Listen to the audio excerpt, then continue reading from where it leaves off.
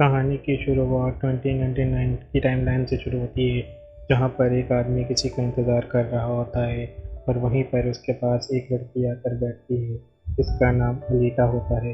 Alita उस आदमी से दुनिया बचाने के बारे में बात करती है। उसके बाद कहानी 2032 के टाइमलाइन में चले जाती है, जहाँ पर फ्लिन नाम की लड़की अपनी बीमार माँ के साथ रहती है। उस टाइम फ्लिन देखती है कि उसकी माँ के टाइमोसिन कैप्सूल ख़त्म है। उससे वो समझ जाती है कि उसकी वो पिल्स उसके बड़े भाई ने ली हैं, क्योंकि उसे भी इस ड्रग की लत लग गई थी।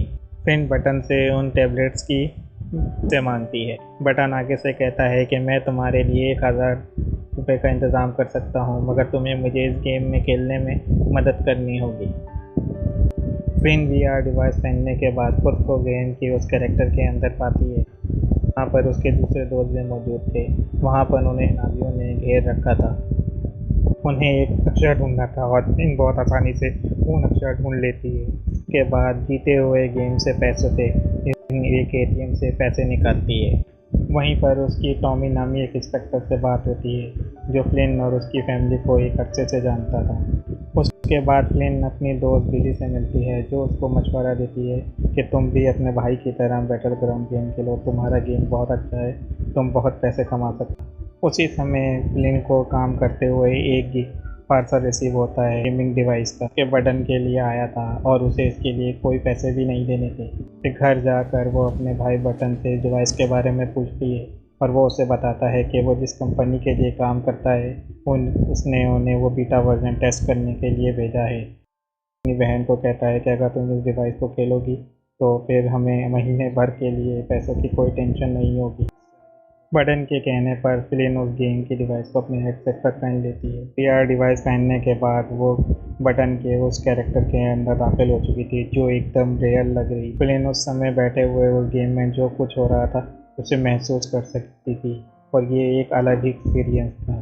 गेम में उसे एक इनर वॉइस सुनाई देती है, जिसकी इंस्ट्रक्शन की मदद से वो एक प्राइवेट पार्टी में पहुंच जाता है, जहाँ पर बहुत सारे लोग मौजूद होते हैं। वहाँ पर एक खूबसूरत लड़की मौजूद थी, जिसको इंटर वॉइस कहती है कि तुम इसे सीडीओ। उस लड़की का नाम मैरियल होता है और मिस्टर राइस फिर उसको अपनी बातों में फंसा लेते हैं। इसके बाद मिस्टर राइस मैरियल के साथ पार्टी के बाहर उसकी कार में मिस्टर राइस और मैरियल एक दूसरे के बहुत करीब आ जाते हैं। उसके बाद मिस्टर राइस की इनर वॉइस उनसे कहती है कि तुम्हारी पॉकेट के अंदर एक कैप्सूल है, जिसे तोड़कर तुम्हें मिस्टर मैरियल को बेहोश करना होगा। मिस्टर राइस वैसा ही करते हैं, पर मैरियल का AI ड्राइवर ये ऐसा करते हुए देख लेता है और उनमें एक लड़ाई शुरू हो जाती है। मिस्टर राइस किसी तरीके से उस AI ड्राइवर को जान से मार देते हैं और इस टाइम मैरियल बेहोश हो चुकी थी। फिर मिस्टर राइस को उसकी इनर वॉइस इंस्ट्रक्शन देती है और वो किसी एक सुनसान जगह पर पहुंच जाता है। उस जगह पहुंचने के बाद उसकी एक लेडी से मुलाकात होती है। ये वही लेडी थी जो इनर वॉइस में थी। मिस्टर राइस की उस लेडी से बात होती है। उसके बाद पिन उस गेम से बाहर आ जाती है। बाहर आने के बाद बटन अपनी बहन से उस गेम के एक्सपीरियंस के बारे में पूछता है।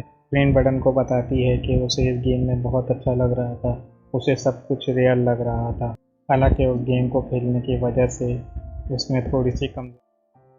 उसके बाद पिन अपनी मॉम की कैप्सूल लेने के लिए कैश नामी एक गिरोह से मिलती है, लेकिन उस टाइम कैश का गिरोह पिन को टैबलेट देने से मना कर देता है, क्योंकि वो सिर्फ एक ही टैबलेट लेने आई थी। वहीं पर एक कॉर्नर नाम का डिसेबल पर्सन आता है और वो कैश के ग्रुप को धमकी देता है कि जो ये लड़की मांग रही है तुम इसे दे दो। कॉर्नर की धमकी से कैश डर जाता है और वो उसको उसकी पिल्स दे देते हैं। कॉर्नर फ्लिन और उसके भाई को एक अच्छे से जानता था।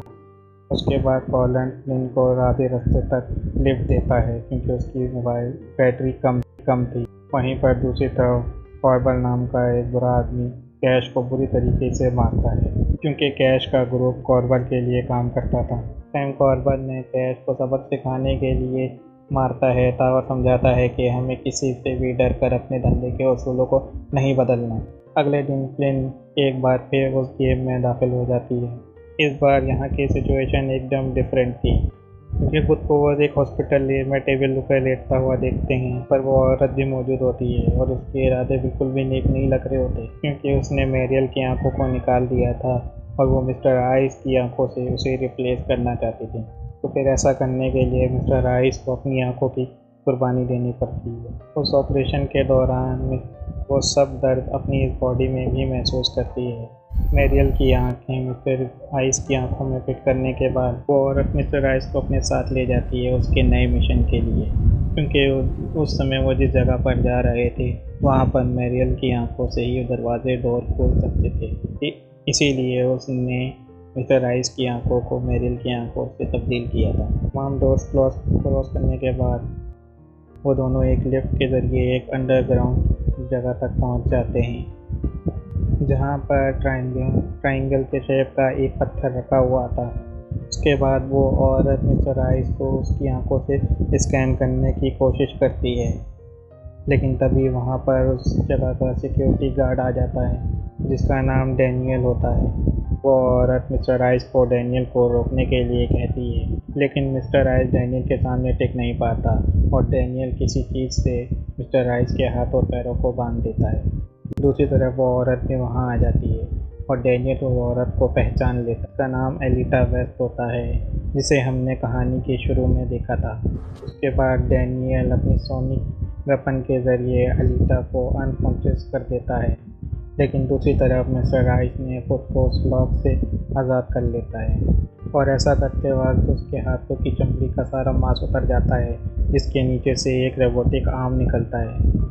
राइस डैनियल को रोकने की कोशिश करता है। ऐसा करते समय एलिटा वहाँ से भाग जाती है, लेकिन मिस्टर राइस वहीं पर फंस जाता है। डैनियल मिस्टर राइस से उसकी रियल आइडेंटिटी पूछता है। डैनियल मिस्टर राइस से कहता है कि अगर मैंने तुम्हारी इस अवतार को डिस्ट्रॉय किया तो मुझे तुम्हारी रियल आइडेंटिटी पता चल जाएगी। जिसके बाद डैनियल आइस को शूट कर देता है। उसके फ़ौरन बाद फ्लिन को होश आ जाता है।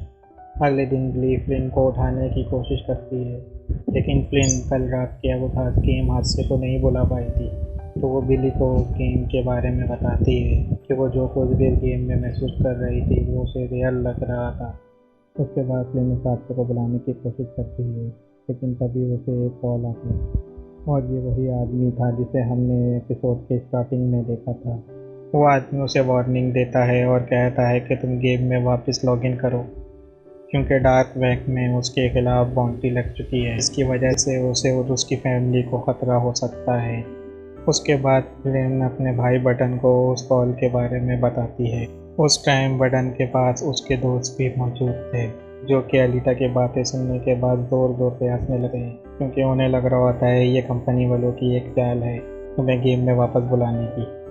उसी समय बटन का एक दोस्त रीड उसे कहता है कि तुम्हें इस बात को मजाक में नहीं लेना चाहिए, क्योंकि कई सालों पहले कॉर्नर को भी ऐसा ही मैसेज मौजूद हुआ था और तब हमने उसे सीरियस नहीं लिया था। जिसके बाद उसके साथ क्या हुआ है हम सब जानते हैं। रीस की बातें सुनने के बाद बटन और उसके दोस्त एक ड्रोन की मदद से आसपास के एरिया को स्कैन करना स्टार्ट कर देते हैं। फिर उसी वक्त उन्हें पता चलता है कि उनके घर के पास कई सारे शूटर आ रहे हैं। वो ये देखकर काफ़ी ज़्यादा डर चुके थे और यहीं पर एपिसोड का ख़त्म हो जाता है।